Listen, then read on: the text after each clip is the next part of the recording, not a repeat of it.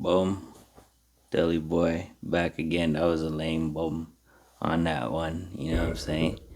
It is what it is. I haven't been here for a minute. I haven't talked about that for a while. Before I start today's episode, we're going to be talking about Iran. We're going to be talking about Daily Boy's perspective. We're really talking about politics today, geopolitics, and stuff like that. Suffice to say, I think that, you know, politics, faith, religion, rationality, reasoning, comprehension, philosophy, worldviews, all of this stuff is married in a way that's sort of inseparable. That's just me, though, right? Uh, Before I get into it, let me just say, y'all already know. I gotta make a disclaimer on my channel, bro. A lot of stuff I say is allegedly. A lot of the stuff I say is it's not coming from a scholar.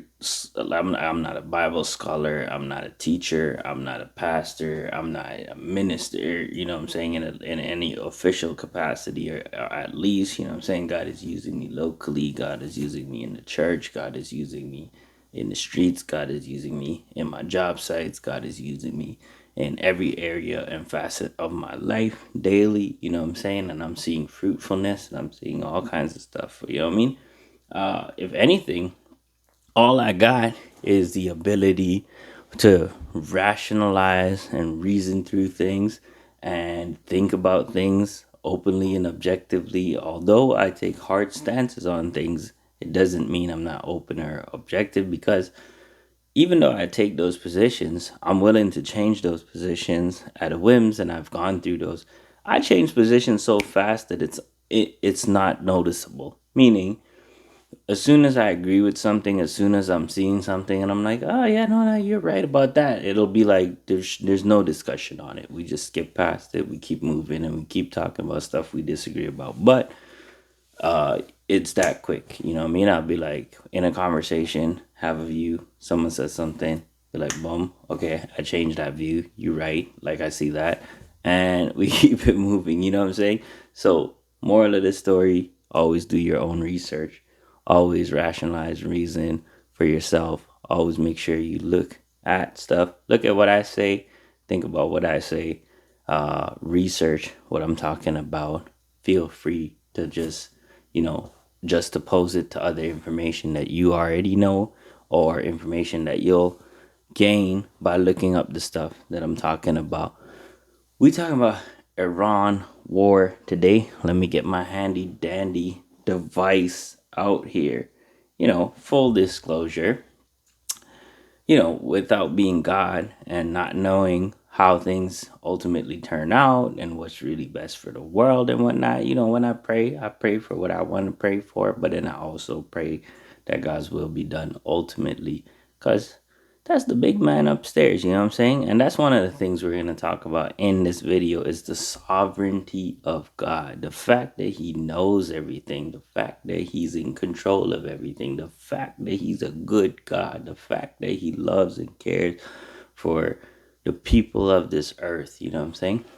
When we had a situation, I know some people say, oh, there's the children of God, but everybody is a child of God in a sense, you know what I'm saying, of speaking. Of course, everyone is created. The Bible says that it's not my will that any should perish, but that all should, uh, all should, you know, be saved, essentially, is what Jesus is saying, not quoting verbatim. But there's another story of a place called Nineveh. You guys know the story, Jonah, and this is the whole thing where he's swallowed by this big fish and whatnot. And the whole point of the story at the end is these people were rebellious. They were like people that were not necessarily good people. God was promising actually to wipe them off of the face of the earth because of what they were up to, and they turned and they repented, and God forgave them. And the whole point of the story, uh, Jonah is being taught at the end that God should care for those people because he loves them, and there are human beings in that nation. You know what I mean? So you guys could read that story. So I think it's short. I think it's like 4 chapters long. Very, very good and easy read. But we're not here to talk about that. We're here to talk about Iran. Iran, Iran. My full disclosure off the bat, let me say I'm in support of the war. Uh, you know, with my limited knowledge, and I'll go through here and break down why I'm in support of the war. I know so many people are like, "Oh, he's crazy already. He doesn't know what he's talking about, and he needs to go back to the drawing board. He needs to do some more research." Okay, sure, but let's go through it anyways. Uh, this is the first point I want to make is this is not a controversial topic in the sense for years this has been a bipartisan issue, and it's been green light by almost every administration that America has had for since you could say the inception of Iran, essentially, right? Not Iran itself. I'm talking about the Islamic Republic. This would have been like what 47 years ago, almost 50 years ago, when this Islamic Republic took over Iran, and it's always been sort of a place of interest in a negative sense to every administration. And so we've got multiple administrations saying crazy things about Iran. Now, because Donald Trump is leading the charge, of course, it's, you can't give Donald Trump a win, of course, right? Like, we have to hate him at all costs. We have to hate everything he does at all costs because we just have to like have this perspective because the media and everybody, this is what this is what they tell us, right? And so, what I'm saying, if you got background TV on in your house and all you listen to is CNN and all you listen to is BBC and all you listen to is the mainstream media coverage, you're probably getting zooted on a daily basis. You know what I'm saying? You're probably, because people be cooking, they be walking around, aunties, uncles, you know what I'm saying? We're not really into politics. We're not really going deep. We're not going and doing research. We're not going looking up stuff on Gemini. We're not going fact checking. We're not spending time thinking about this type of stuff. All we're doing is cooking our families meal while we got the TV on, you know what I'm saying? And then CNN is gonna make these subtle shots and whatnot. And you're gonna go, "Oh man, that guy's crazy. That guy's," you know what I'm saying? And of course, like over time, you're listening to this is building on you, right? So let's look at some of the evidence for what I'm talking about. The obliterate comment, right? This is in 2008. The most famous instance of Clinton using aggressive language towards Iran occurred during her 2008 presidential campaign. In an interview with ABS News, she was asked what the U.S. would do if Iran launched a nuclear attack on Israel. What she said is, "I want the Iranians to know that if I am president, I will attack Iran in the next 10 years, during which they might foolishly consider launching an attack on Israel." Now, she's not answering just the question of a nuclear threat or a nuclear attack per se. She's just saying, "Yo, hey, like, I want you guys to know that I will attack you guys." And she's saying, if you foolishly consider launching an attack on Israel, we would be able to totally obliterate them. That's the word she used. Obama in 2009 to 2017. Obama is often remembered for the 2015 nuclear deal, JCPOA, right? But he was firm that he would use force if diplomacy failed. Uh, all options on the table. This is where he says, this was his signature phrase at the 2012 APAC conference. He explicitly stated, "I will not hesitate to use force when when it is necessary to defend the United States and its interests, not a policy of containment." He famously distinguished his policy from the Cold War containment of USSR, stating that a nuclear armed Iran was unacceptable. and that he would take military action to prevent it, not just live with it, right? So that's Obama. We've got quotes from Bill Clinton. We've got quotes from um, Jimmy Carter. We've got quotes from Joe Biden. You know what I'm saying? A lot of this other stuff. Let's see what Biden says, right? Proxy strike. Biden authorized multiple airstrikes against Iran backed militia in Syria and Iraq following attacks on U.S. personnel. Uh, the 2020 declaration. During a trip to Israel in 2022, Biden told an Israeli interviewer that he would use force as a last resort to prevent Iran from obtaining a nuclear weapon, essentially renewing the Obama era threat. So, what's Dilly Boy's point, man? And I mean, I got tons and tons of liberals and tons of, we say liberals over here, they say left and right over there. So, we got tons and tons of people on the left and a lot of Democratic politicians and all. This was not a controversial issue before Trump went in and did what he was going to do. America has always had this stance, and it's weird that people just forget that this is not something that, even when it comes to Maduro and those type of things. In fact, I believe Maduro had a $25 million bounty on his head that was put on him by the states originally, and then in the Biden era, I believe, don't quote me on this, he put another 25 million on him, you know what I'm saying? To get him, of course. Now you guys would know he wasn't a legitimate leader. Maybe some of you guys don't know he wasn't the legitimate president of the country. He was recognized as basically losing the election, the democratic election that he had previously, and then refusing to leave power and whatnot. And I know some people are gonna want to talk about J6 or something like that. Obviously, ultimately my Dukes did relinquish, and I would say that he was robbed that election, by the way, and we could get into that if you guys want. That's a different topic for a different time. We're not going there right now.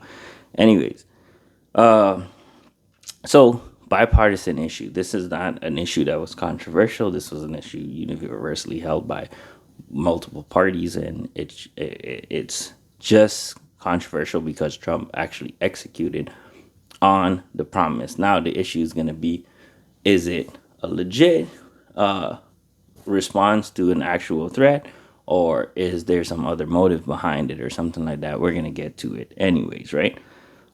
Human rights issue, the big three proxies, right? So one of the things that is mentioned, there's a lot of things that are mentioned as the reasons why this war is valid, right?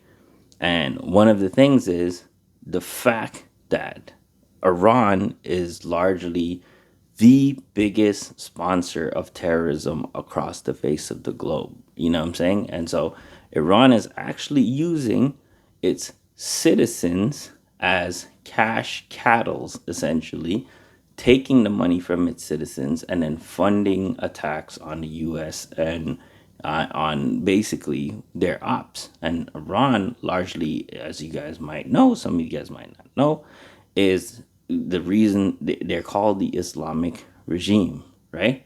And so the obviously Islam is a part of the name here, and obviously, if you guys don't think that Islam is like an op of other viewpoints, then you guys haven't been paying attention to what's going on in the world. And that's all I'm going to say about that. Of course, I have videos on this. If you look through my catalog, you can look at some of the videos that I have on this, and there's tons more information that God spare life in the future. I'm willing, hopefully I can get around to sharing with you guys as well. But believe it when I say that they're stated op of Israelis and Americans and this type of thing. This is a regime that largely screams death to America. This is a part of their official stance, right? That America is evil, and many people feel this way. In fact, many people who right now are in their spirits are burning as they're listening to me speak, or as they listen to people like me that speak. they are largely anti, American, anti, Western civilization. They do genuinely view, and this it's not okay, obviously, because you got ops in your nations, right, as your neighbors who actually hate you, who actually hate your way of life, who actually hate your religion, who actually hate that actually thinks that your religion is like, what I'm saying, dangerous and all this other stuff, and vice versa. That's of course right, but like at the same time, one of us, somebody's got to be right. Somebody could be the good guy. Maybe we're both the bad guy. Maybe there's another good guy involved or something like that. But as of now, this is what the thoughts are amongst the Islamic regime. Right now, they're not just Muslims; they're Shiite Muslims, and so largely there's a lot of Sunni Muslims. Sunni Muslims would be the dominant brand of Islam that's on the face of the earth. And so largely the Sunni Muslims don't actually like the Iranian Islamic regime that they have going on there. And they have been a target of that regime as well. In fact, you guys might not know, but a part of what's happening in this whole grand scheme of things that's going on here is that a a nuclear threat from Iran would lead to a nuclear threat from the whole world, because there are other nations that are Islamic nations, even like Saudi Arabia, that basically has a whole deal going on, and they're saying, "Hey, bro, if these guys get it, we're gonna get it. We're gonna develop a nuke too. If you guys allow them, if you guys don't stop them from getting a nuke, we're getting one too." Because a lot of these nations fear that if Iran actually does get a nuclear weapon, they will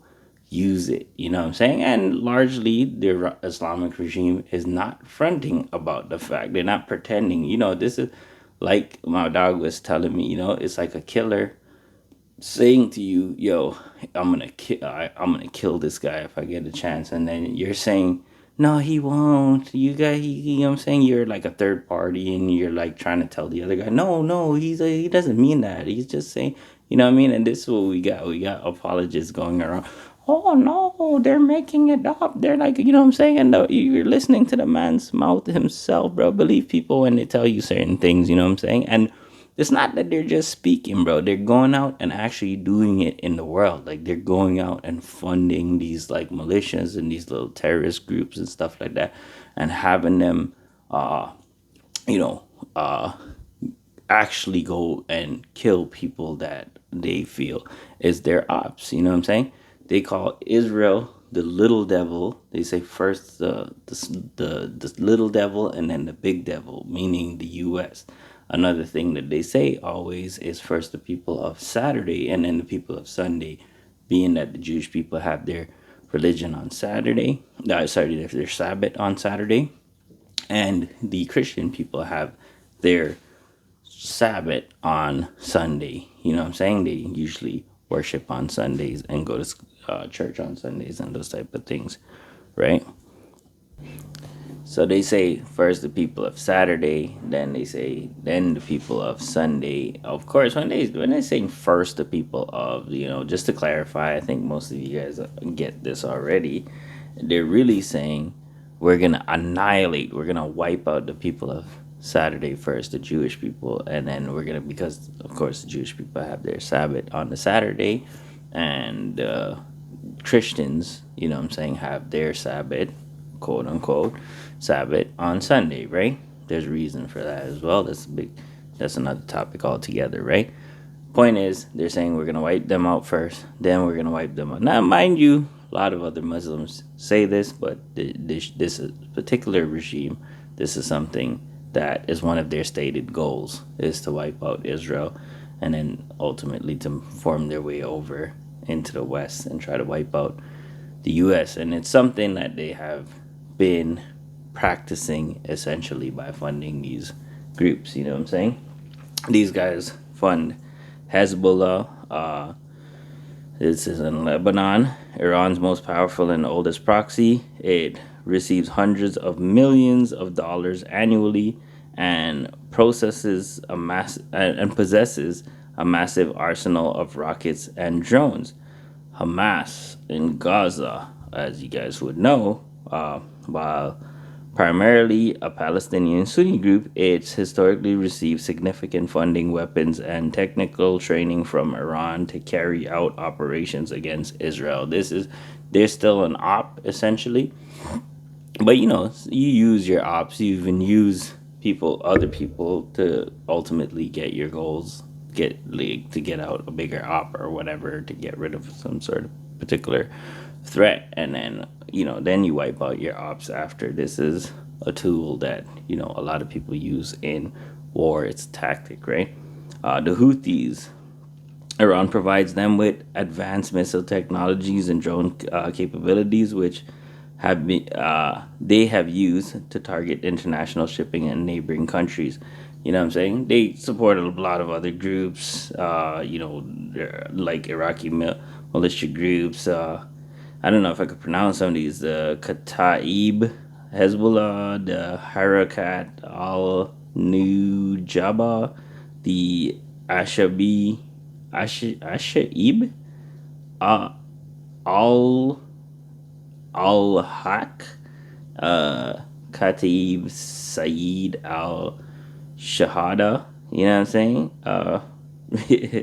Yo, your boy should learn some Arabic or something like that. But these guys are funding a lot of proxies that ultimately are actually carrying out actions against not only the U.S. and U.S. interests and U.S. Allies and things like that, but also, what I'm saying, undermining the hegemony ultimately of the U.S. and their dominance on the globe. And it's a stated goal of theirs.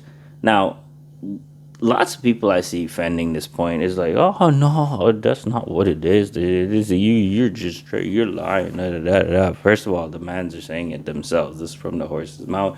This is a fact. You know what I'm saying? You can't refute those type of things. Secondly, a lot of you, I hear double talk from you guys because you guys will say, oh, they're not doing this, right? But then you'll turn around and say, yeah, no, but Israel is evil and they're the ones. And I'm like, so you're not arguing against what I'm saying. You're not arguing against, you're actually arguing for their opinion. You're actually saying, yeah, hey, that's, well, I support them because this is what they're doing, because here's the reasons why. If you are of the opinion that the U.S. is evil, that especially, the current regime at least, and you're arguing that Israel is evil, you know what I'm saying, under Netanyahu ultimately, right?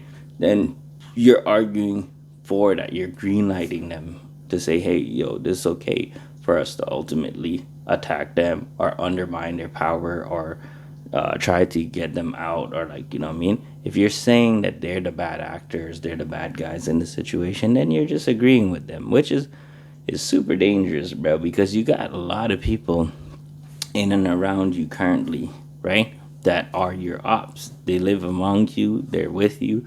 But if there's a mass invasion of ground troops or whatever coming in to ultimately conquer you and kill you, there's a lot of people in your nation that will turn against you.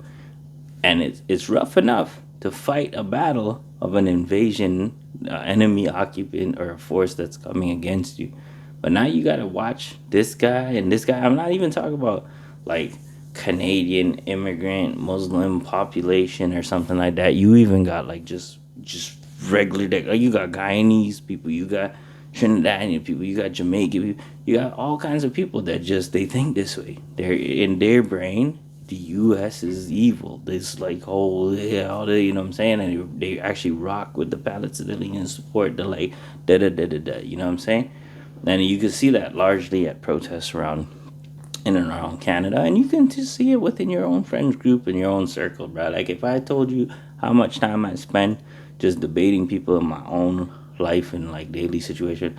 By the way, I'm gonna say this: I have successfully though converted a lot of people in the sense of like politically, you know what I'm saying? Somebody will come to me, they'll be like, look at this situation, blah blah, and it's so evil and da da da, and You know what I'm saying? And then throughout conversations with me, they soften up their tone or ultimately change their position altogether. And so it's good to be informed. It's good to be well researched. It's good to be well versed in being able to discuss these issues so that you can also make an effective change for what you think is positive and good in the world. Of course, it's left to see who's right and who's wrong ultimately.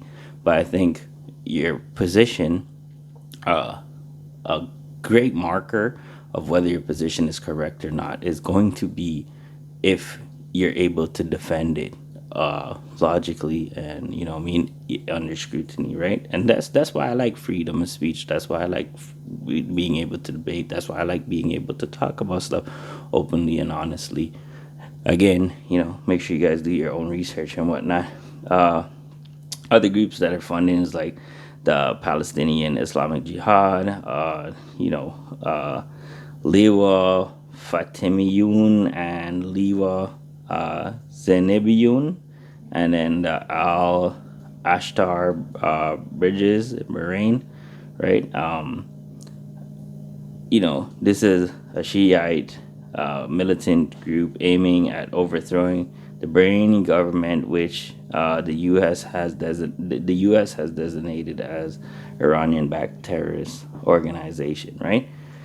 Some of you might disagree with some of those labelings, but again, even if you're disagreeing, it's like we're talking about, whether the U.S. is if there if there's a reason here for them to be actually legitimately concerned about what's happening in Iran to the point of intervening and trying to undermine them as a global power or as a nation that can become more powerful. Again, we're only talking about Iranian regime here. We're not talking about, what I'm saying, the Iranian people. We need to separate those two topics, right? Let's talk about the history of Iran to understand the discrepancy between the people of Iran, right? So let me just say this. We love the people of Iran. We love, what I'm saying, we have an awesome relationship with the people of Iran. Largely Israel and Israeli people and Iranian people, they love each other. They have like a really good historical friendship, a great relationship. Iran is a lot older than the Islamic Empire and their takeover of the regime. You know what I'm saying? That's why you see Iranians with that flag with the tiger on it, essentially. Because if you look at the flag before the Islamic regime took control of Iran, that was the flag. When they took it, they changed it. They put that like, Islamic kind of symbol and what you call it on it as well, and they changed it into what you see as the current symbol of the Iranian flag.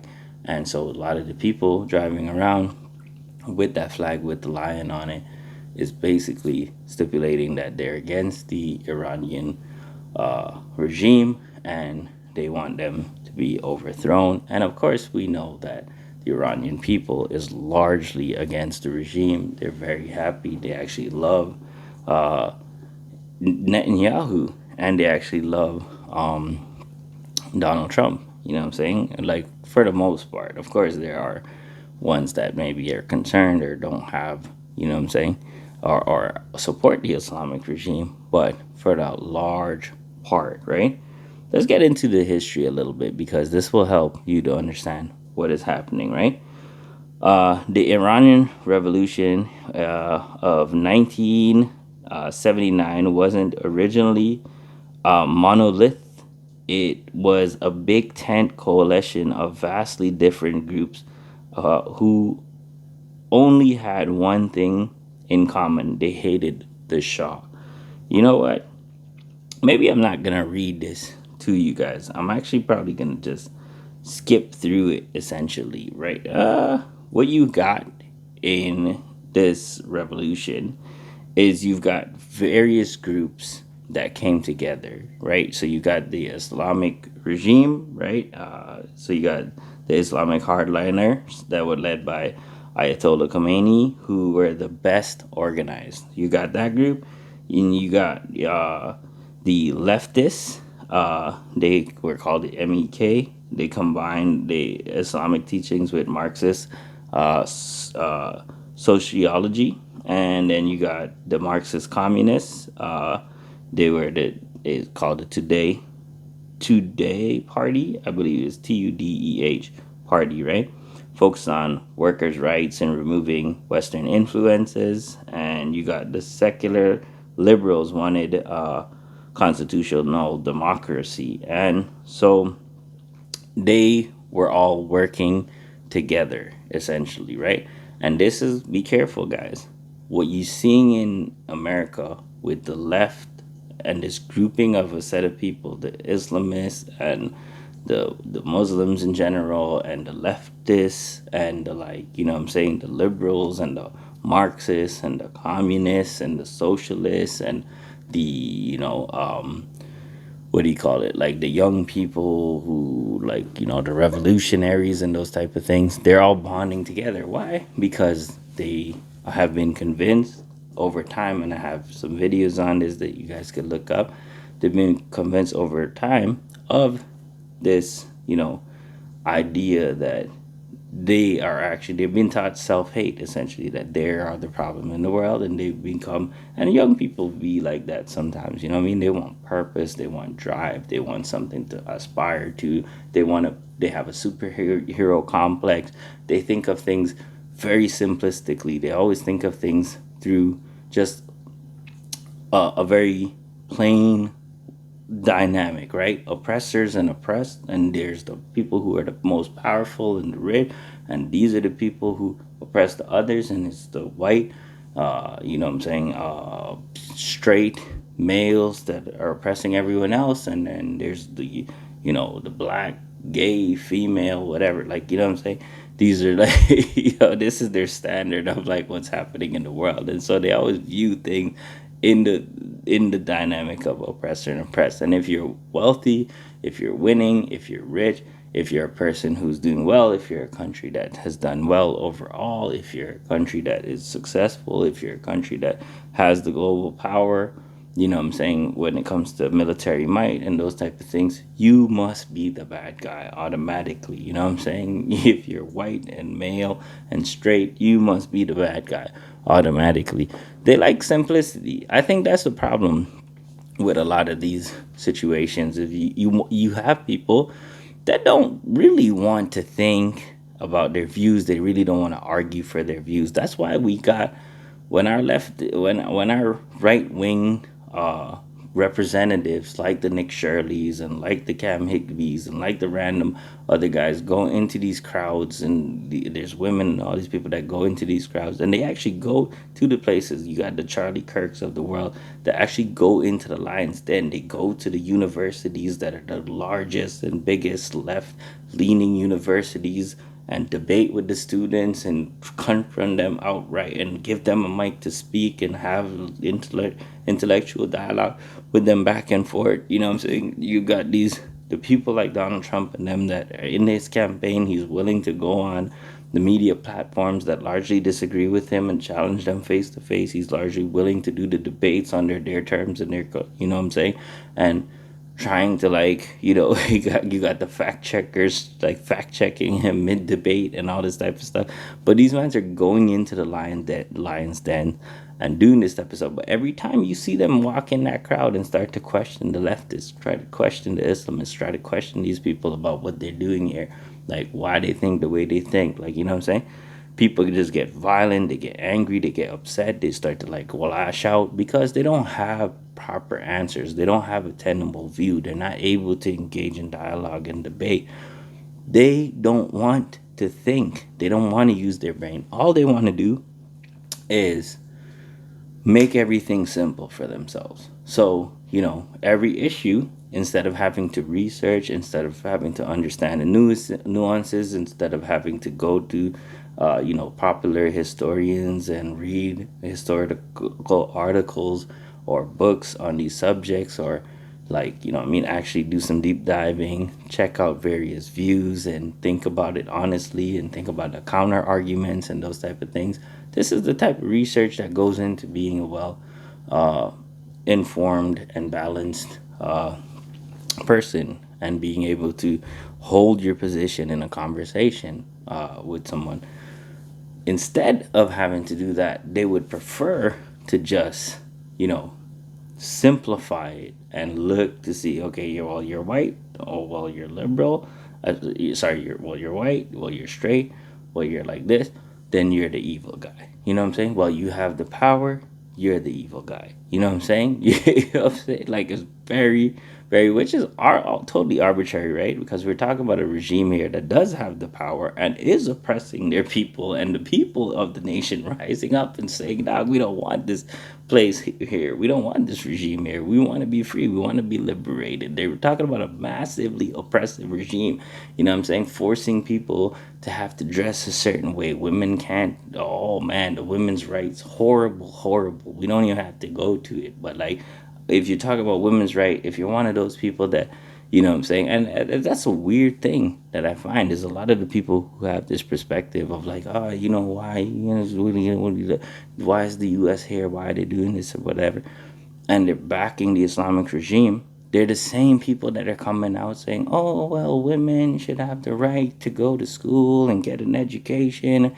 Yo, can women go out without, like, you know what I'm saying, somebody accompanying them? And a lot of these Islamic nations, could women choose whether they want to wear a hijab or not? Could they drive? Can they ride a motorcycle if they decide to? Can women get educated and hold certain positions in office? Could they be? Is there like free and fair elections in these countries? Like, you know what I'm saying? What are we talking about, bro? Like, you know what I'm saying? Who are we really siding with? What are we really representing? What do we think is happening here? You know what I'm saying? I don't know, bro. It's just darkness. It's veils, bro. People can't see past their dogma. You know what I'm saying? And so, where was I? Basically, right? The tactical pivot. So you've got, like I said, the regime that's currently installed, and some other groups that all work together to overthrow the Shah, right? And then here's what happens. Khomeini was politically brilliant. While in exile in France, he used vague language about freedom and quote unquote democracy to keep the secular and leftist group on his side. Even he even initially appointed a secular liberal, Madi Bazargan, as the first prime minister to project an image of moderation to the world, right? So basically, this man is using the leftists. He's using these, like, you know what I'm saying? And this is what's happening. You know what I'm saying? Watch out for the Mamdanis, bro. Watch out for all these guys. They're slowly sneaking into the government system. They're slowly making, and then they're going to start pulling strings in the background, and they're going to cook you guys. You guys are going to get fried because once they take over, once they gain power, fried. Even some of y'all Muslims that think you guys are safe, you guys are gonna get fried. Especially some of you guys that don't really follow certain laws and those type of things, right? All right. Anyways, uh, the Purge in 1979 to 1983. As soon as the Shah was gone, the hardliners began dismantling their own former allies one by one. The Revolutionary Court almost immediately took uh, immediately they began executing military officials and politicians from the old regime. The hostage crisis in 1979, storming of the U.S. Embassy was used as a political tool. It radicalized the country, forced the secular moderates like Bazargan to resign, and allowed the hardliners to push their new theocratic constitution. Everybody has ideas about how a country should run, or how the world should operate, or what righteousness is, what their views of like how what is morality and ethics, and how to ground those morality and ethics, and by what standard they judge. There's some people out here that will use people at their disposal, especially when there's already a power in place, to overthrow that power. Once that power is gone, they would then exhort their like way of life and their what they think is the virtues and those type of things on those people. And sometimes those ideas are evil, sometimes they're sick, they're twisted, sometimes they lead to human suffering and all that type of stuff, which leads up to where we are current day, where the Iranian people took to the streets to protest the current. No, originally, they didn't take to the streets to protest the regime altogether. They were protesting their financial demise, which was happening, the inflation rates and those type of things that was happening in their country, by the mismanagement of resources by the regime that was ultimately steering the ship, you know what I'm saying, of the country, so to speak. Of course, they're operating on a global level. Of course, there's the US operating and also operating within their interests around the face of the globe. But essentially, the Islamic regime was, like I said, using the people as cattle, and then doing what's called state-funded terrorism, taking the money, funneling to terrorists and those type of things, and not taking care of the interests of the people, and that ultimately led their dollar value to drop to a ridiculous rate. I think it's like 1 point something million to one, something like that. It's crazy, right?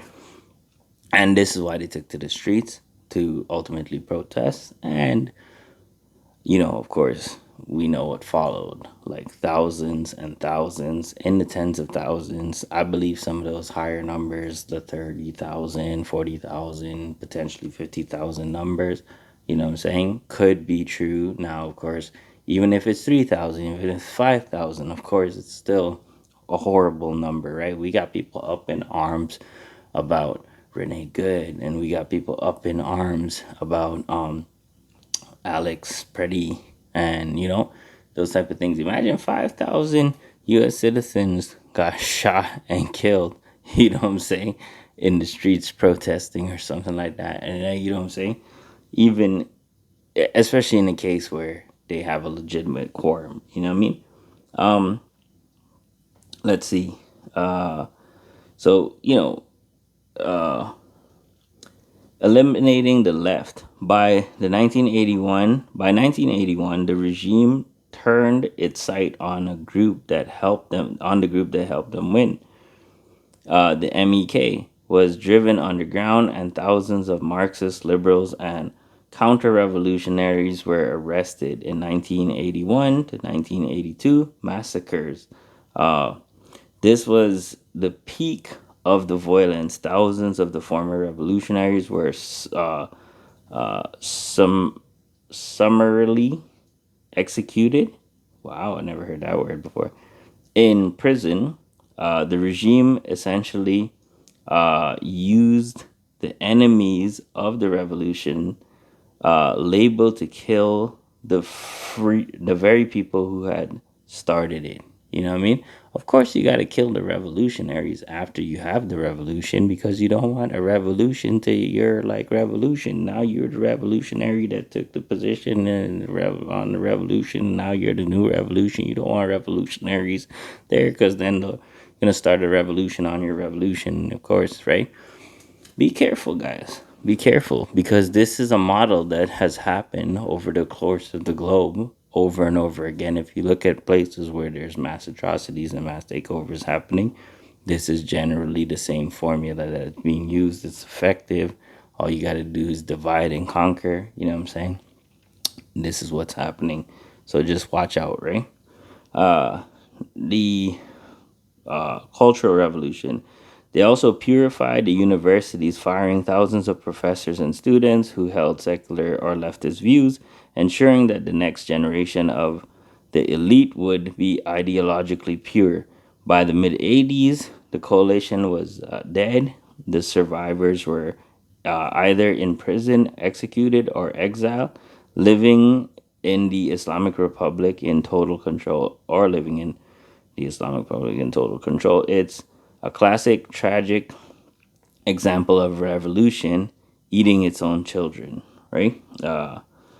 What it was like before. Let's talk about what this place was like before. So we know what happened, what changed, and how this current regime came into power, right? And we see what happened essentially. They used the revolutionaries, they used the leftists, they used the Marxists, they used all these different various groups, you know what I'm saying? I'm guessing anarchists and all these other type of stuff, and ultimately overthrew the Shah. And then when they took control, they killed the revolutionaries and then ultimately took control of the military might of the country and then used it to oppress the people, right? Iran's history is essentially a tug of war between Persian identity, which is 2,500 plus old, and its Islamic identity, which is about 1,400 years old. The pre revolutionary era westernization before 1979, Pahlavi Shah, I don't know how to say that, Pahlava or Pahlavi, I don't know, right? Shahs, the kings, tried to aggressively modernize Iran. The look in the 1960s and 70s, Tehran looked like a European capital.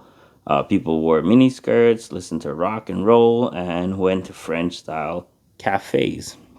Now, mind you, Persian people had their own culture. This is a thing that when Islam touches down anywhere, always changes for the worse. I think it's like demographic is really bad. Like they always change into this like Arab gown thing that they wear. You know what I'm saying? And of course, you got the women. You know the whole thing that they wear as well. And it's dark, bro. Like if you look at the contrast between ancient Iranian culture, how beautiful I think Iranian women are still beautiful, of course. I'm not talking about just the women, but like even their cultural outfits and those type of things that they had their own culture, they had their own things, and they got Islamicized essentially. You know what I'm saying? Over time, you're looking at the contrast of these type of things. But in this case, what we got is the Shah, the kings at the time, trying to modernize, and you've got a modern western looking. And that's why when you look at Iran and pictures in the 70s and whatnot, they're in, bathing suits and bikinis, and you know what I'm saying, they just look like a regular western country, right? The conflict, many people felt this was west toxification. They didn't even know that was a word. They felt that the Shah was erasing Iranians' soul to make a puppet of the U.S. and U.K. The beauty, this era was culturally vibrant, with a massive boom in cinema, progressive rights for women, the world class universities, but it was also a time of huge wealth inequity. The beautiful lifestyle was mostly for the urban elite, right? So, of course, the rich people were mostly enjoying that luxury lifestyle. The post-revolution era, or Arabization, or Islamicization, right? When the Islamic regime took over, they didn't want Iran to be Western, but they also didn't want it to be too Persian because the Shah had used ancient Persian history to justify his monarchy, right? The regime pushed for a strict Islamic identity since Islam's holy language and origins are Arabic. Many Iranians felt the country was being Arabized. Oh, I guess that should say isn't, right? It should say since Islam's holy language and origins are Arabic, many. Yeah, okay, yeah. So they didn't rock with that because it was different. You know what I mean? Cultural purge. During the Cultural Revolution in 1980 to 1983, universities were closed for 3 years, books were banned, music was outlawed. Khomeini once called music opium for the brain. Of course, that's an Islamic thing, and they're not supposed to listen to music. And the mandatory hijab was enforced. The erasure. The regime tried to downplay pre-Islamic holidays like Nowruz, Persian New Year's, in favor of religious mourning days. Mourning days? Is it mourning days? Yeah, mourning days. They even talked about destroying Persepolis, the ancient capital of the Persian Empire. Through though they ultimately didn't because of public outcry, the irony of the Arabization is a bit. This is a bit of a paradox. Persian versus Arab. Iranians are Persians, not Arab. They speak Farsi, uh, an Indo-European language, not Arabic. Resistance even after 45 years of the regime trying to emphasize Islamic slash Arabic identity, the Persian identity has survived. Iranians still celebrate Persian holidays, read ancient Persian poetry like Rumi and Hafiz, and many are now increasingly deconverting or moving towards secularism as a form of rebellion. By the way, Iran has the fastest growing church in the entire world. So that's something to be said right there. While the current government of Iran and Israel are sworn enemies, many people in both nations feel deep, unsaid friendship rooted in ancient history, and shared culture. So they have Cyrus the Great. Cyrus the Great is a hero in both Iranian and Jewish history, uh, in the biblical savior. In the Old Testament, Book of Ezra, Cyrus is the no, the only non-Jew ever referred to as Messiah, quote unquote, or anointed of the Lord.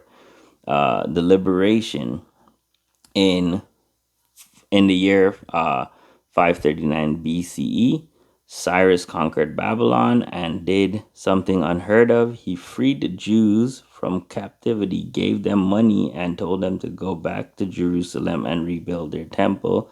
The legacy this act created a permanent sense of gratitude in Jewish culture. Even today, many Iranians view this as the true face of Iran, tolerant, powerful, and benevolent, contrasting it with the current regime.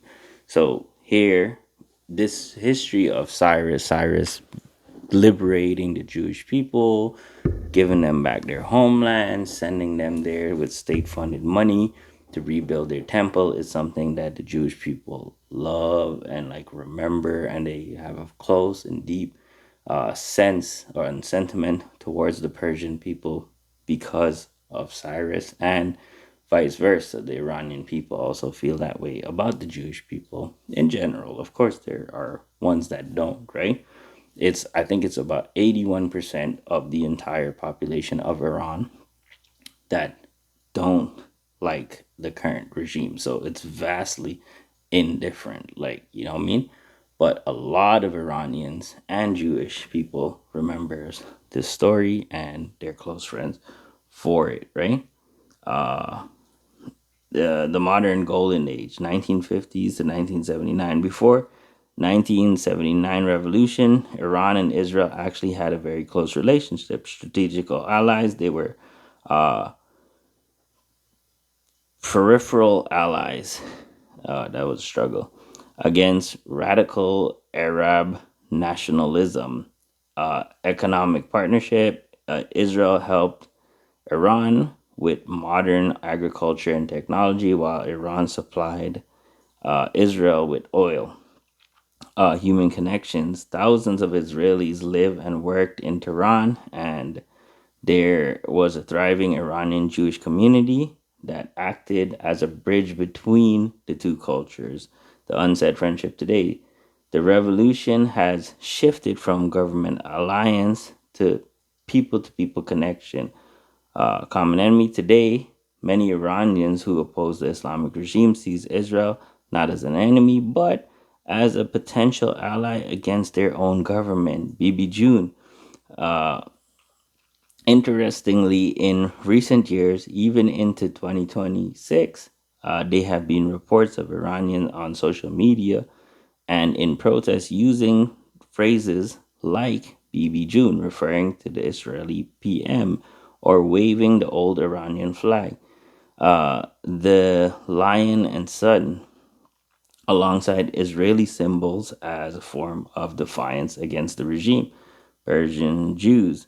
Israel is home to hundreds of thousands of Jews of Persian descent who still speak Farsi, cook Persian food, and keep the culture alive. They are often the loudest voices calling for peace between the two nations. Cultural tug of war. The Islamic regime tries very hard to frame Israel as the little Satan, but many Iranians see this as an Arabized or religious agenda that doesn't represent them. They lean back into history of Cyrus the Great to prove that Iran's natural state is to be a tolerant world power, respects other faiths, including Judaism. The book of Esther and Xerxes connection. So, in the book of Esther, there is a guy named Xerxes who's a Persian king who married a Jewish woman named Esther. And in the book of Esther, there is a guy named Haman who wants to wipe out the Jewish population. He's an Agagite, so he's actually connected to the Amalekites, and he has a historical beef. And so he gets the king Xerxes here to decree that they're gonna wipe out the Israeli people. And Esther, being an Israeli, seeks to enter into the king's chambers or his courts and to talk to him to try to save the Jewish people. It's a very risky process because she could be put to death for this. So she prays fast for 3 days, 3 nights. She goes out, she speaks to him. He, cannot take back his decree. But what he does is he arms the citizens. Now, this is important as well to think about. Every time you see atrocities committed across the globe where largely the people are in rebellion against the government and the government, uh, you know, sort of is oppressing the people, then usually that's or ultimately even commits genocide against its own people or other people within its nations or something like that, it's generally because they don't have weapons. And so in this case, because that king Xerxes wasn't able to take back his decree, what he did was he actually gave the Israelis the ability to defend themselves by arming them and allowing them to fend for themselves. And so instead of Haman and his crew having an easy field day going out and killing all the Jewish people, in this story, the Jewish people actually were able to fight and they actually won and they actually survived, right? And so this is another ancient connection between the Jewish people and the Persian people.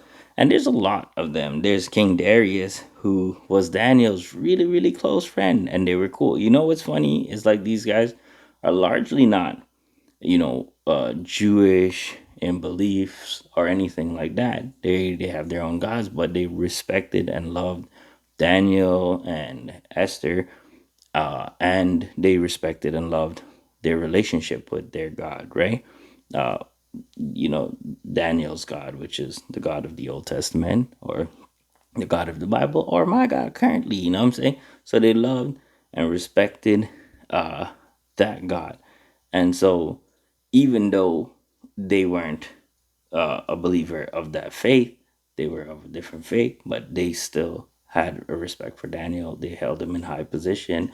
They held his relationship with his God in high position. This is the story of where Daniel is put in lion's den, and ultimately, this king couldn't even sleep the whole night, panicking, worried about his boy. Hops out of bed, runs over to the like thing after in the morning, opened the door, and Daniel's there, safe and sound, not a scratch. You know what I'm saying on him.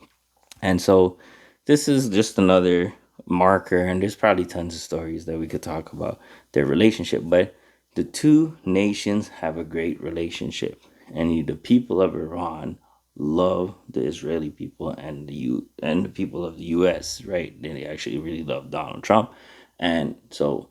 Not all of them. I know some Iranians that might even pop in here and be like, "Oh, I disagree with you" or whatever. Right? Sure, but I'm talking about history. I'm talking about this type of stuff, right? And so uh you've got, like, even in the schools, like the Islamic regimes puts flags, and I saw some videos of this happening. And you've got people who talk about how, like, in those schools they put the flags of the Israeli people on the ground, and they put the flag of the US people on the ground, the US flag and the Israeli flag on the ground. And the idea is that students will walk on it when they're walking around as disrespect to those regimes. You know what I'm saying? This is mad petty stuff, but they say that those spots on the ground are the cleanest in the school because people intentionally walk around them and try to avoid stepping on them. You know what I'm saying? So this is the gap between the people of Iran and the regime. You know what I'm saying? So we're not talking about the people of Iran or Iranians, we're talking about the regime. You know what I'm saying? Now I know some Iranians, and I know of some Iranians, and I've met some Iranians, and I see Iranians driving around, and you know what I'm saying? A lot of them are really happy, they're ecstatic, they understand that there's a sacrifice, they understand that it's a war, they understand that this, well, you can get classified as a war. And they understand that, the Iranian people are getting are gonna be casualties uh, of war as well. This happens, civilian deaths happen, but largely they also understand that this is a regime responsible for a lot of deaths. Overall, this is a regime that's also responsible for a lot of deaths, like funding proxies all over the place that have been killing people and things like that. And so, what I mean, it's probably, the hope is that it turns out to be a better situation for the Iranian people overall, and they see it as hope, and they're happy about it. And you know what I'm saying? We should be happy as well. Like, you know what I'm saying? There is this argument of, what if it doesn't work? What if it doesn't work, Dale? What if, like, something happens? When has that ever been a reason to not do something that's righteous, or like trying to do something? You know what I'm saying? You always have risks when you don't actually ever know how anything is going to turn out. You know what I'm saying? Before you go, you implement a plan, you have an idea of what's going to ultimately, what your goal is and what's going to ultimately result of it, or you have an idea of what you have to do and what you're called to do, and what, like, you think is the best thing to do, and then you do it, and then you hope for the best result ultimately. And we've seen that in some of my previous videos. I've talked about successful interventions and how those worked out. I've talked about cases where they didn't intervene and how that worked out, or didn't work out rather. And we've talked about, the whole dilemma of when should you intervene, or should there be intervention, and sometimes when it was bad, when the intervention just was a bad idea and it didn't work out very well. And so you've got those things at play, and of course you've got different regimes. You've got, like, the Biden empire, or era. You've got the, Clinton era, you got Reagan and era, you've got all of these different, Obama era, you know what I'm saying? And all these various eras. And these are not, some of these are not people that largely necessarily agreed toe to toe on policies and things like that. No, of course, I would argue that under the Donald Trump era, this is somebody that they hate, like the Clintons and the Bidens, and, like, you know what I'm saying? It's night and day. The two different regimes are definitely not aligned. They're not together. They're not one and the same. They're very different, right? Opposites, if anything, you know? As of 2026, the population of Iran is estimated to be approximately 93 million people. When it comes to how the population feels about the Islamic regime, the gap between the government and the people is wider than it's ever been. While the regime holds the traditional levers of power, the military, the oil, and the courts, independent data suggests that they have lost the hearts and the minds of the vast majority. Here's the breakdown of what we know about their support. The numbers, support, and opposition. Because of Iranian government that doesn't allow free polling, when we rely on groups like GAMAAN, the group for analyzing and measuring attitudes in Iran, which users encrypt surveys to get honest answers. The most recent data, 2025 to 2026, paints a startling picture.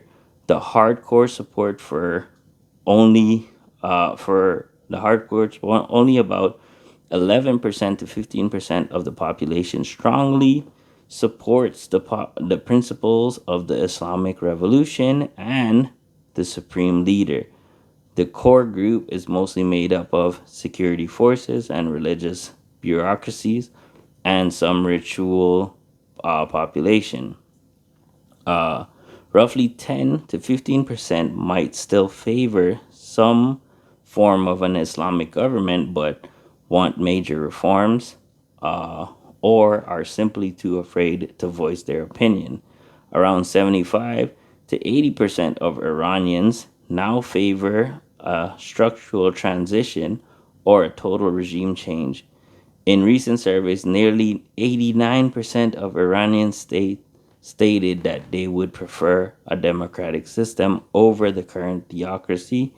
Uh, you might be hearing more about this because because Iran has just gone through one of the most violent periods of unrest in 19 since 1979. So basically, what that statistic was showing us just now is that basically 89% of Iranians are in favor of a regime change ultimately, and only 11% of the people are with it. Some of them still want an Islamic, some form of Islamic government, but like with massive reform from the current government. And, so what they actually stated in there is that they have to do in like these anonymous surveys, right? Of course, you can't rely on people to give you accurate information if you're polling from the government and if the government are tyrants, right?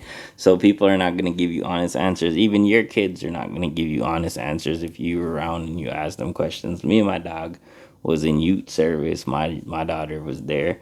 His youths were there, and some questions were being asked, and they weren't, and we were joking around like, you guys can get.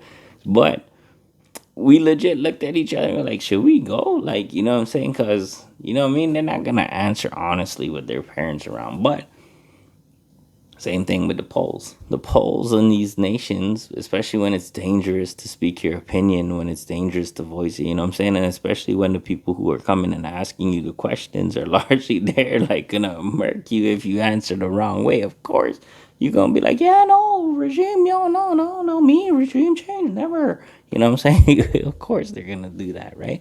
So, what you've got is this pollsters here, which is the what is it? The GAMAAN, that group, which is setting up these polls where you can kind of participate anonymously. Then you can get accurate information essentially, and so like 80 something, 89%. That's crazy. Think about it, right? The silent middle, roughly about 10. Oh, wait, we talked about that already. So here we go. In 2025, let's see.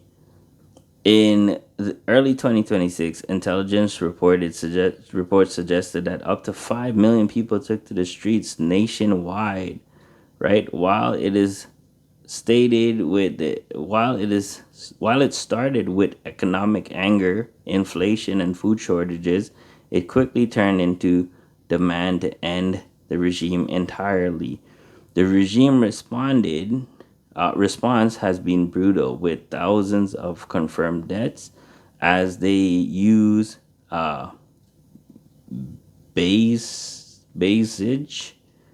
BASIJ, militia, and IRGC, Revolutionary Guard, to maintain control through force.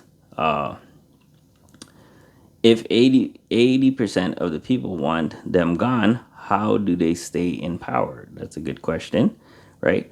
The security apparatus. The regime has a massive internal security force, about 800,000 to 900,000 people whose livelihood depends entirely on the regime's for survival, right? They are well paid and historically loyal. Uh, while most Iranians want the regime gone, they are split on what should come next. Some want a secular republic, others want a constitutional monarchy, return of the Shah. Right, they're looking at Reza Pahlavi, and then others want a federalist system, control of information. By frequently shutting down the internet and arresting journalists, the regime prevents protesters from organizing on a massive synchronized scale. So they're using the military. This is what happens too when you have a ruling class controlling the people and ruling over them in a certain ways because they have the military mind. Be careful, Canada, by the way. You know what I'm saying? Because I found out that we do not have the right to bear arms in Canada at all currently, and that's why y'all gotta go out there and vote, bro. Like, including myself, I'm guilty, bro. Like, we gotta go out there and vote because honestly, G, like, that could change with like a next regime. And when we talk about like illegal firearms, all the criminals have the weapons, bro. It's the stupidest policy ever because who cares? Like, bro, like, obviously, people who are criminals don't care about your law about guns. You know what I'm saying? So why would they? And they all have guns, bro. You know what I'm saying? And so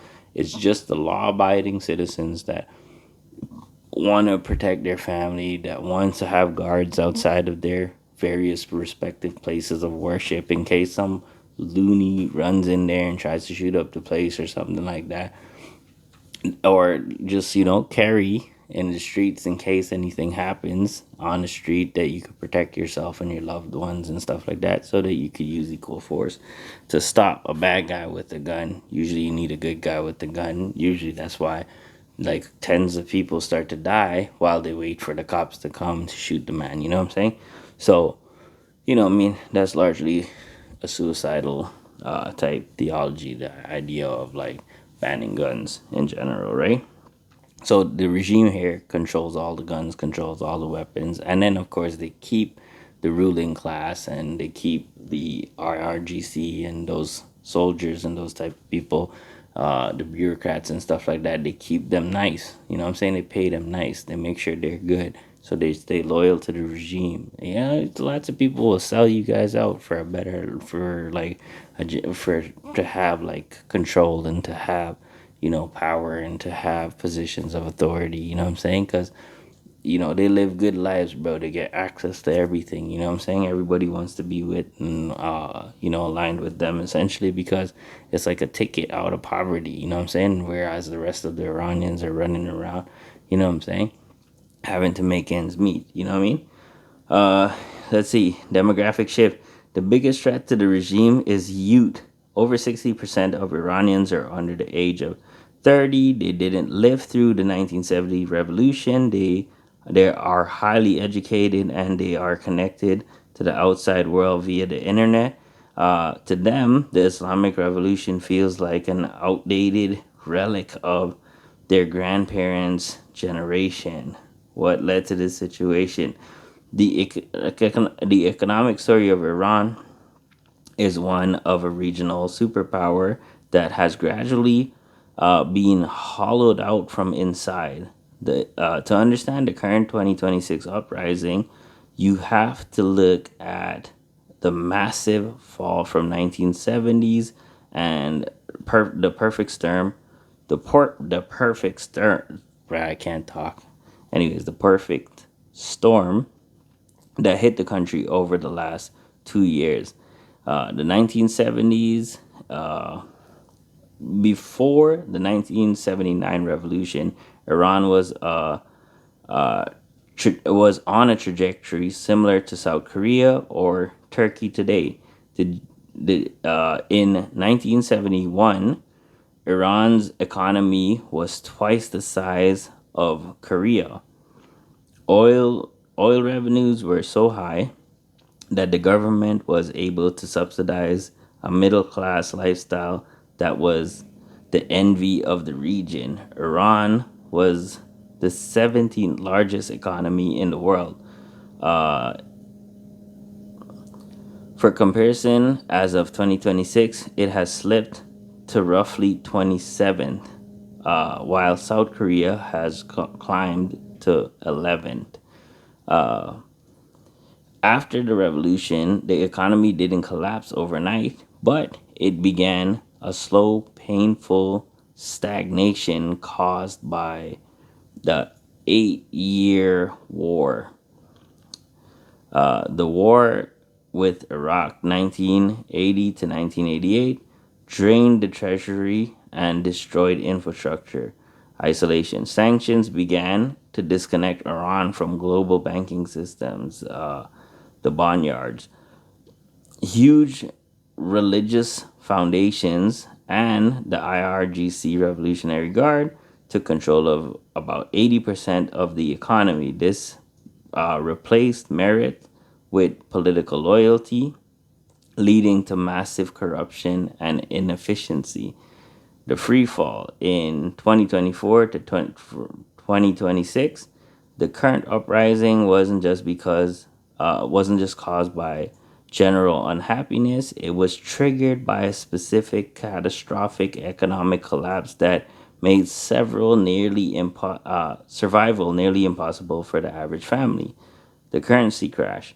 In the late 2025 and early 2026, the Iranian Rial went into a debt spiral. It crashed from roughly about 42,000 per dollar to over 1.1 million per dollar, bro.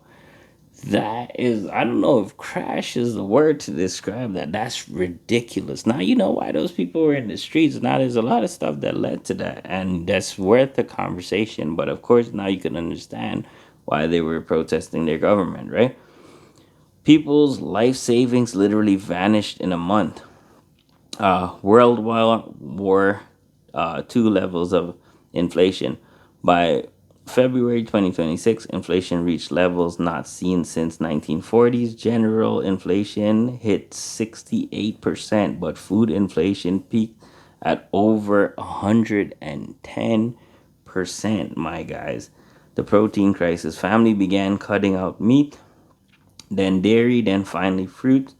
When the prices of a single loaf of bread or a bottle of milk started jumping 50% in a single month, the silent middle class finally joined the protest.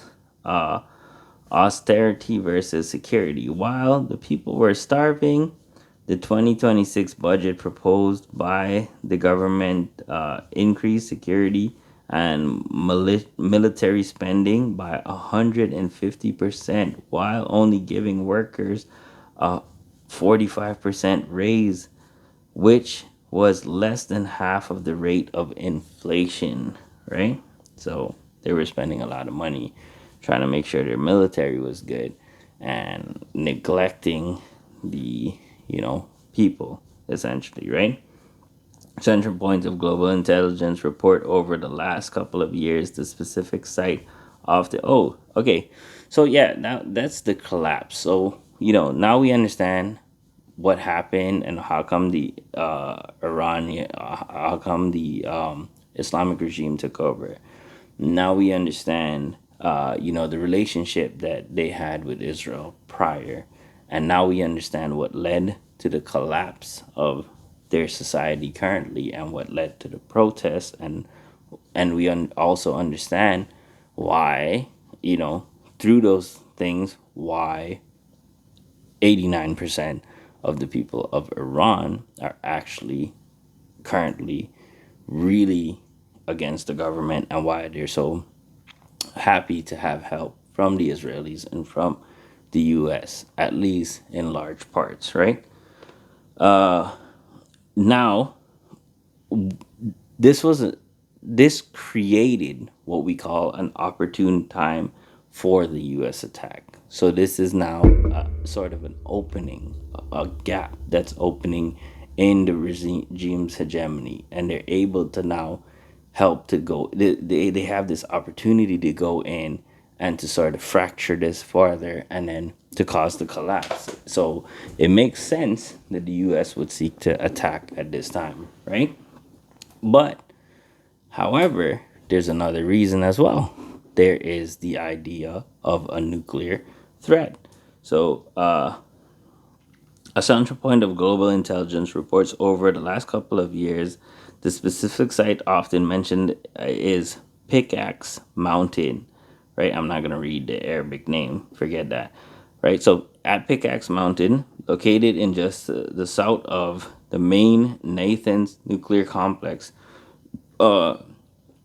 as of early March 2026, this site has become a flashpoint in the renewed military conflict between Iran and Israel and the U.S. Here is the breakdown of what happened under what what is happening under that mountain, right?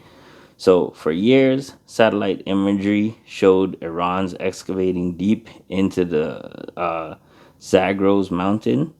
The speculation was that they were building a facility deep, so deep, estimated at 80 to 100 meters underground, that it would be impenetrable to even the most powerful American bunker buster bombs. The purpose.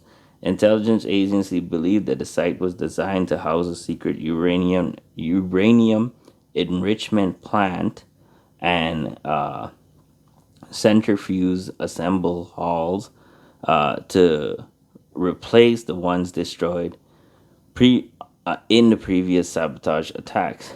By late 2025, reports show that Iran had completed a double perimeter security wall, reinforced the tunnel's entrance with massive concrete slabs and soils to hide from an from aerial view. The situation escalated significantly in the last few months. In June 2025, strikes last summer, Israel and the U.S. launched a massive 12-day air campaign while many above ground facilities were obliterated. The mountain sites like Fordo and Pickaxe Mountain were harder to reach. Recent activity, March 2026, just days ago, March 1st to March 2nd, 2026, a new round of joint U.S. Israeli strikes targeted the entrance of those underground facilities, while the core enrichment hall deep inside the mountains were likely still intact. The strikes aimed to collapse the tunnels and make the facility inaccessible. The 11 bombs claim.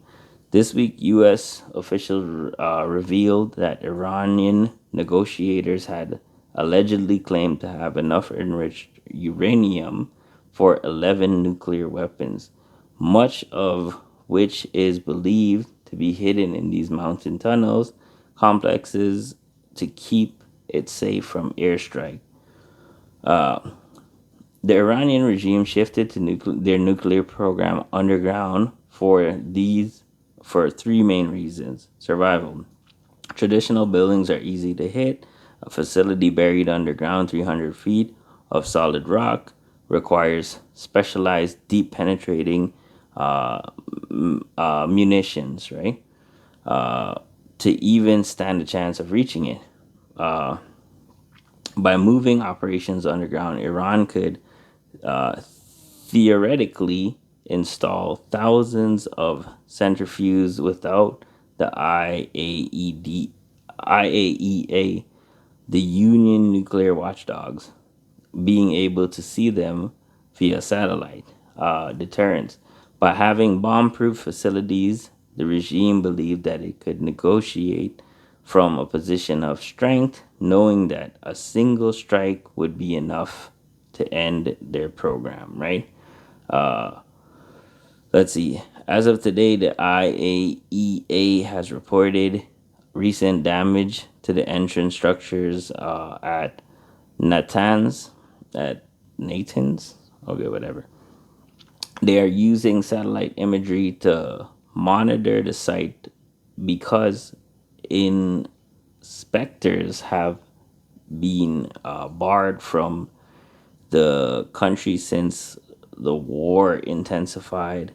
They're high tension. You know what? Too much reading. Too much reading, bro. Like, I'm not gonna read all of this. Okay. So let me just say what all of that is basically saying.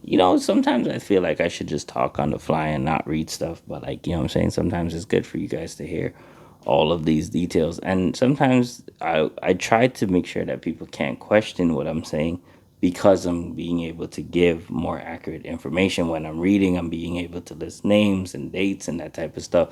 I generally learn this stuff and I know how to speak for it from a more vague perspective, which is probably better sometimes and more entertaining, at least a better way for some people to learn, because right now I can imagine people probably going to sleep watching this. You know what I'm saying? However, basically what's happening here is that the US went in with Israel's help and they bombed the original facility where they were producing, where they were enriching uranium to get to a nuclear weapon.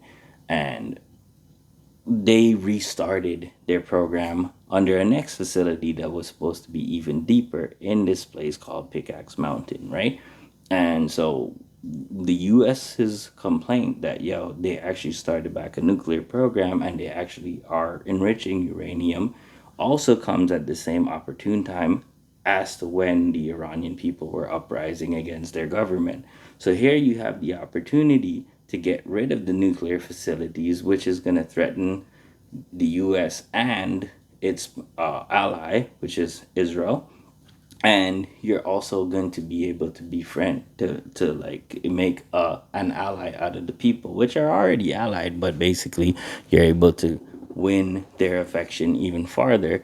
So you have the additional effect, which to me is good enough. If you were to say that, self-sacrificially, without getting any sort of security interest here, you're just gonna go in and you're gonna take out the regime and you're gonna like appease the general public. By the way, they did this with the Nigerian Christians. They actually organized some strikes there and they pulled a whole bunch of strings with the government and they pulled sanctions and all types of stuff that they were doing against the Nigerians to basically try to protect Nigerian Christians with no interest of theirs at all. But this is the self sacrificial love that we find that Jesus teaches us. So I'm not one of these people that are like, okay, the US has to benefit every time. I think it's good for them to benefit, and there's ways to benefit in every situation that doesn't take from the taxpayers' dollars to fund these operations. However, I do feel like the fact that we're just here to liberate a people, even if it's at the cost of some American dollars and funds and like whatever. Which, by the way, let me just say, it's not an L. That's not nothing. The love and the affection of the Iranian people towards the U.S., being that they're a geopolitical ally in a very important part of the world, where we have a lot of enemies around that area, where we already have one central area that's sharing intelligence with us, that's making sure that they're kind of like, really well positioned in that, in if you guys understand chess, this is a great analogy, because you have like a really, maybe even if you understand checkers or draft or something like that, you've got these pieces on the board. Some of them are friendly, some of them are unfriendly, and so you got your pieces and another guy's pieces. The other pieces are attacking your pieces. You're trying to take their pieces. Now imagine that checkers board. When you jump over a piece, instead of that piece just coming off the board, that piece now becomes one of your piece. But in chess, this is a better analogy because you've got pieces that hold even more power. And depending on the position, even a pawn that's really critically positioned on a chessboard is worth a lot more because it becomes a place of interest. Like you've got knights and bishops, and you've got queens and all this other stuff, rooks and all this, that cannot move freely because this one pawn is holding a position and other pieces are protecting it in a way that's really messing up your game. And you either have to find a way to get rid of that pawn or sacrifice or something to get rid of that pawn in order to hold that position. But imagine you could take that piece and then that piece becomes a piece that's your piece on the board. So this is what it's like when we have geopolitical regimes that are largely anti-Israel, or largely anti-Western, or largely anti-Christian, largely anti uh, anti what do you call it? U.S. Did I say U.S. already? Whatever. You guys get what I mean. They are now flipping those people and that whole regime. You got 90 million people there, and you've got a really great geopolitical ally now.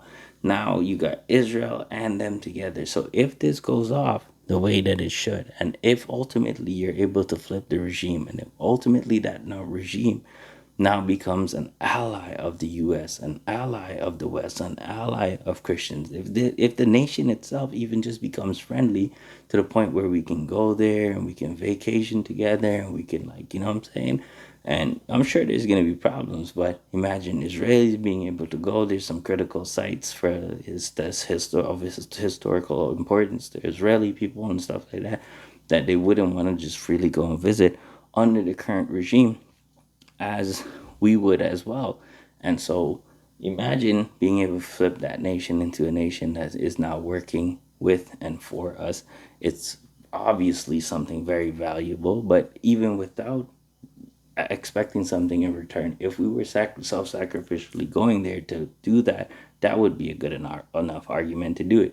Now, if you add the fact that there's a nuclear threat, you know what I'm saying? And you add the fact that this is a regime that claims that they're going to use the nuclear threat. You know what I'm saying?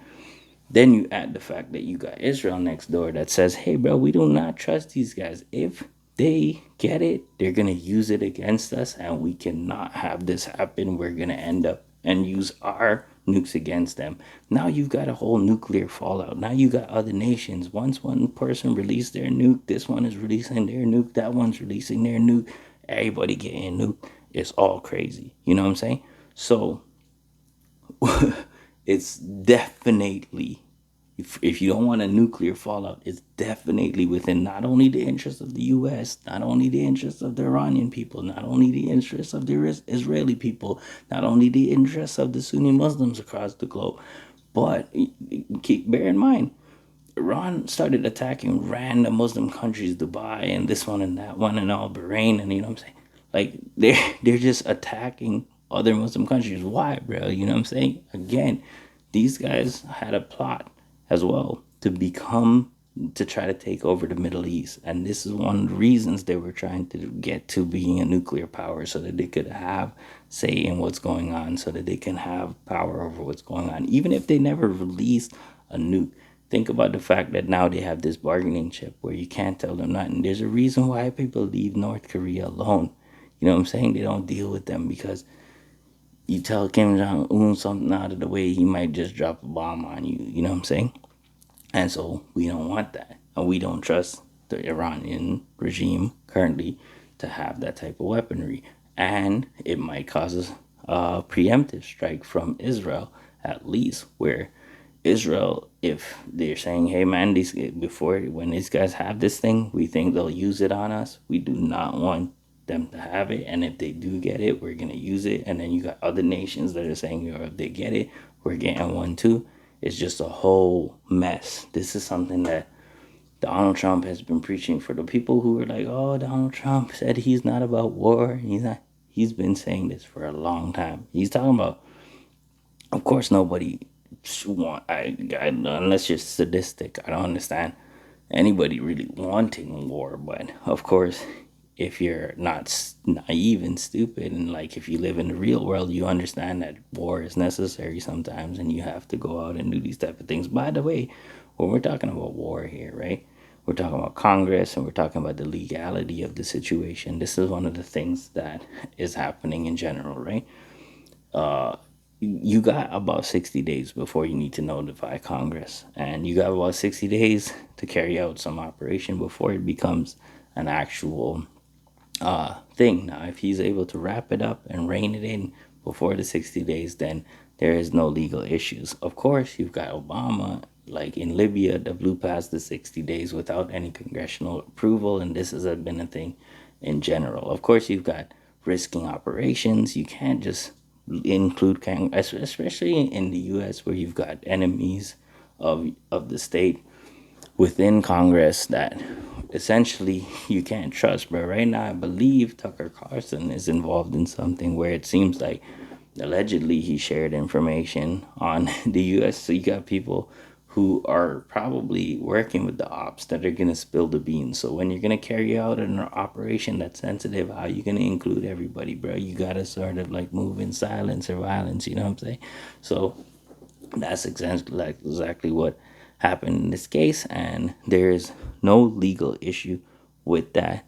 However, if it meets the 60 days, then it needs to go through to get congressional approval, and we'll see how that works out at that time. And it's I think Congress is important and stuff like that, but there are some things that are sort of common sense issues that you have to be willing to work around and try to get to happen. Now, of course, this situation here is a sticky icky. So I personally don't believe in Lightfoot approach, which is them going in, just coming out. Now a lot of people believe in that. They want that to happen. And Lightfoot approach could work here because the Iranian people are largely, pro US, pro Israeli. And if they're able to control take control for themselves, or they're able to even get a regime that's a lot softer in place after, then they're okay. Essentially, this will be a success. However, if you know if the U.S. has to leave on a Lightfoot approach and they're not able to stay and set up an actual government and like help to get the Iranians going and set up their democratic system and all this type of stuff, which takes about sometimes like 30 years or something like that, which again, like some people will be like, oh, taxpayers dollars and like blah blah blah. Yeah, but you could work out deals, you could work out things where you get back that money, you know what I'm saying? A, where it funds itself. B, you're taking care of the interests of your nation in all of these places, and you're taking care of the Iranian interests ultimately, and you're gaining a great geopolitical ally, you know what I'm saying? So this stuff is largely seen as a win if it is able to work out. The idea that you shouldn't try in the case that it fails is a stupid idea. Now, the next argument that you'll hear from people is, well, you got the regime and the regime changed, and then the man's son became the thing, and it's still the same regime. So are you changing the regime? What are you going to do? This is also a stupid argument because you got a drug dealer. He's drug dealing on the block. When he leaves, another drug dealer raises up in his place because people still want to buy drugs, like which happens all the time. Doesn't mean you don't take the original drug dealer out, fam, or take him off the block. You just take the other drug dealer out as well. You know what I'm saying? So you kill the next one. You know what I'm saying? That comes up in the line. Cause what are you gonna do, bro? Like you don't fight evil because someone else evil is gonna come in the place of that evil, or dude, like come on, bro, like this is a dumb argument, you know what I'm saying? And so yeah, that's that's that on that. Let's see what else I got here, if I got anything to read to you guys anymore. Let me just skip by here. Some of this stuff I'm just gonna take the points and talk about them. I'm not gonna read it because I went like halfway through that reading. I was like, ah, bro, like you know what I'm saying? This is too long, too boring. I gotta read it because I gotta like learn the information to disseminate it. And I'm sure I make mistakes here and there, but you know what I mean? Largely, like, you know what I mean? I'll share what the senses that I'm getting from the information with you guys, anyways, right? Central Global Points reports. Okay, yeah, we read past this already. Let me just get over to what my next point. The missiles, ballistic missiles. Now, ballistic missiles are a huge problem. These are missiles that travel at like incredibly fast speed, and this is something that the Iranians were developing. And now, what you'll hear is someone will say, "Well, is it the ballistic missiles that they went to get? Because then they said one time they said it's ballistic missile, the next time they said it was the nuclear, the nukes that they're using, and the next time what they said is like." oh, they were going to free the Iranian people. Like, you know what I'm saying? Bruh, all of the above. How about that? Like, you know, I mean, two things could be true at the same time. Many things could be true at the same time. It's true that they were developing nukes, at least seemingly. It's true that they were like threatening the hegemony of like our nations, and they were working with CRINK, CRINK, and trying to ultimately undermine the US's power over the globe and the dollar. It's true that they were developing nuclear. They started a nuclear program and they were trying to enrich uranium. It's true that they were oppressing their own people and they were a murderous regime. It's true that they were funding terrorism around the globe and proxy wars against the U.S. and things like that all the time. This has been ongoing for almost 50 years. You know what I'm saying? So all of the above, my guy. Like, you know what I'm saying? This can all be true and this can all be a reason to go to war with these individuals. Now, what are the ballistic missiles? They move at really incredible speed. So what you see whenever you watch those videos of Israel's what they call the dome, essentially, it's not a dome that's over Israel, as you can imagine. What it is rockets that intercept other rockets. So if something is coming into their atmosphere to ultimately land in Israel to blow up, you know, Tel Aviv or something like that, a missile goes up and intercepts it and blows it up in the air before it can hit the Israeli people. And so you're seeing that with the Israeli dome system that they have in place. And the ballistic missiles are so fast that those systems cannot intercept them. You know what I'm saying? And they're so fast that they can get to Israel within something like 10 minutes and they can get to almost anywhere in the world within like 30 minutes or something like that. So they're a real threat. There's no time to respond, and it's most likely you're not going to be able to block those things. And so this is something, again, that you do not want the Iranian regime, the Islamic regime, to have in droves, which they do have, by the way, and they have developed. And so this is a real interest. It's also something that they can use as a shield to shield their uranium enrichment program, which ultimately contributes to them building their nuclear uh, capabilities. You know what I'm saying? And so this is a huge problem that ties into the other huge problem that we were talking about there earlier. Now, of course, it seems like the US and them have developed some.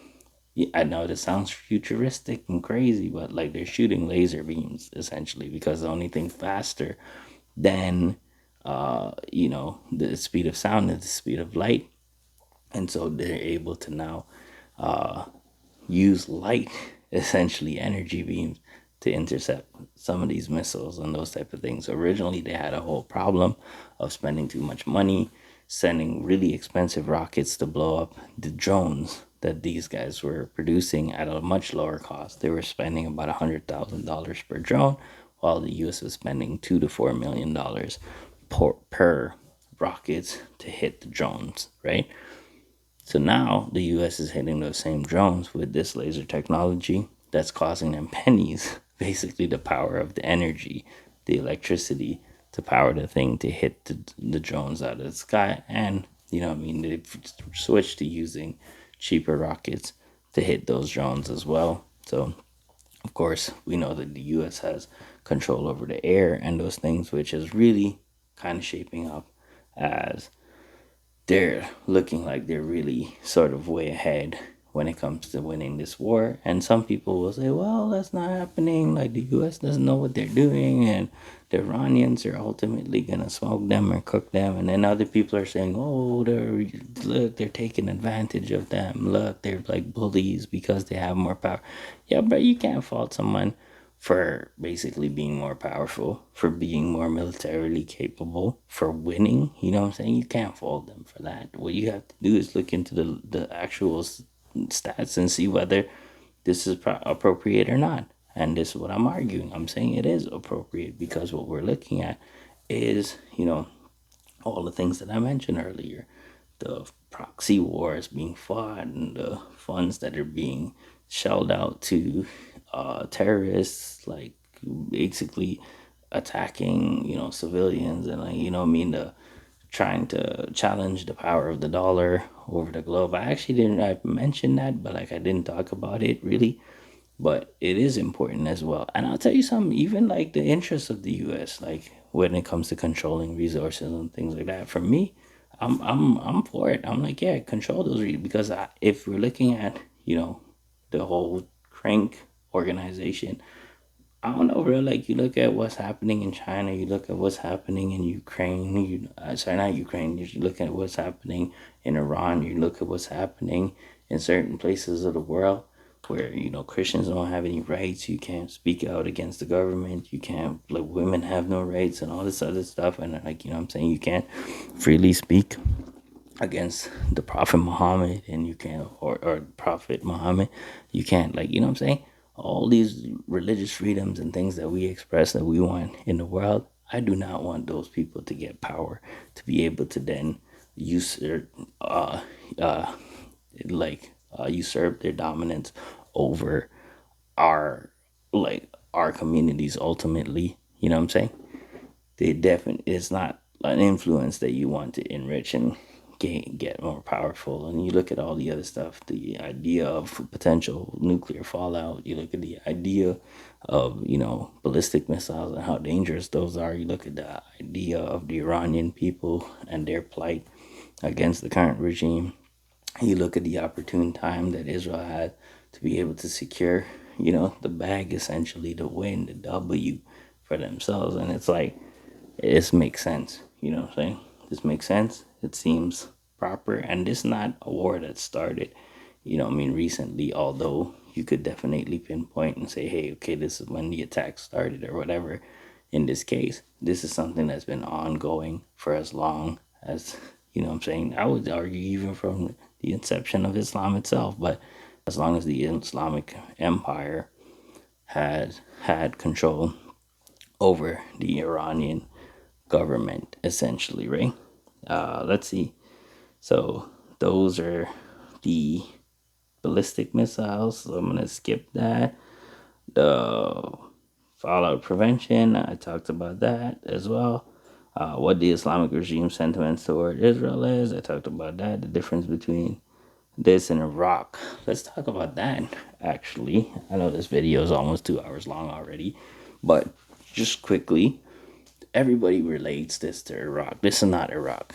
This is not Joe Biden. You know what I'm saying? We're talking about the dude who was largely against the Iraq war. We're talking about a total failure of a war. We're talking about a war where they left, and then, the Islamic terrorists just basically took over the nation right after they left. We're talking about a war where they spent like, what, 20 years and up in that war and sitting there and like just baking and accomplishing nothing. We're talking about a war where they never even found what they said they were going there to look for. We're talking about a war where they left their allies behind and they like dipped out. You seen that video of the plane leaving and people running behind the plane where they left tons of equipment, billions of dollars of equipment. They spent trillions of dollars on that war, or hundreds of trillion. I don't know how much exactly. And then they you know what I'm saying, they never got anything. They never got any of the oil. They never did anything. You know what I'm saying? Trump was against the war originally.